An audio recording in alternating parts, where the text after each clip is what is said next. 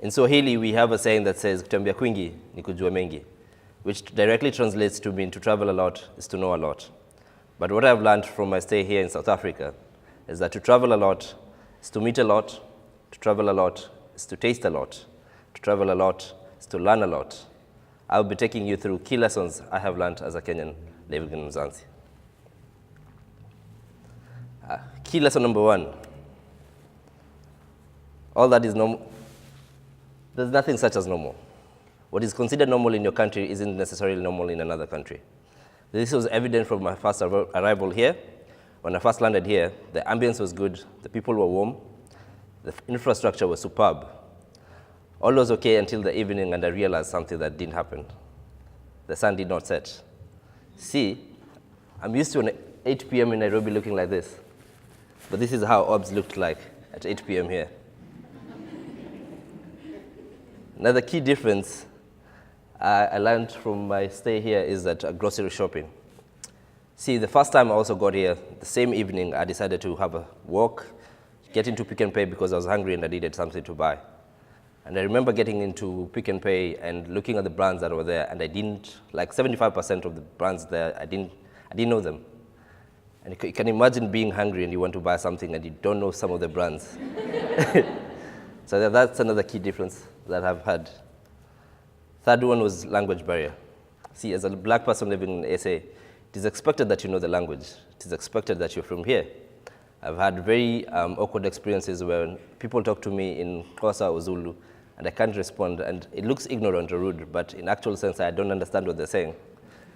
A good example is the first time I took a taxi to go to Claremont, and I didn't know how to tell the town to stop because I didn't know how to express myself properly. It didn't help because we both had accents and couldn't understand each other. Fourth difference would be food. Anyone who knows me here knows that I love to taste food.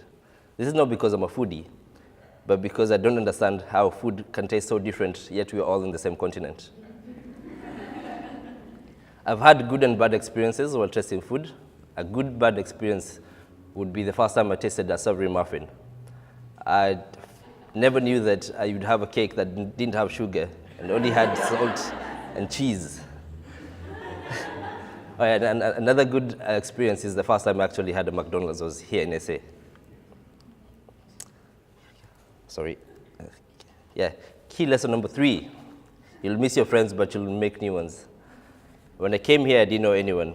This happens to everyone when they move into a new place. Thank God that I've been able to meet such awesome friends like you within the school and outside the school, and I hope that this friendship continues. Key lesson number 4, you're more adaptable and resilient than you know. Life generally has its own challenges, but when you're here, and when you're in a different country, the challenges are different. I've learned to overcome challenges, and some of the challenges being the first time I got here was looking for a house, and I didn't know about Cape Town or where to look for a house. And the processes here are also quite different from how they are in Kenya. So for us, for example, you can rent a house for a month or 2, but here you have to take a whole lease for a whole year. And another good example is the process of opening a bank account here is enormous. The amount of documents I had to sign, both here in school, at home, and at the bank was just too much. It actually took me 5 days to open a bank account here. Key lesson number 5 is that the world is big at the same and small at the same time. This is so true because in my experiences here, I've met with so many Kenyans who are here. I've actually met with some people that I went to high school with, just showing how big and small the world is. At the same time, my perspective of the world has changed because I've been able to meet with different people from all over the world, and I've been able to understand how other places of the world work.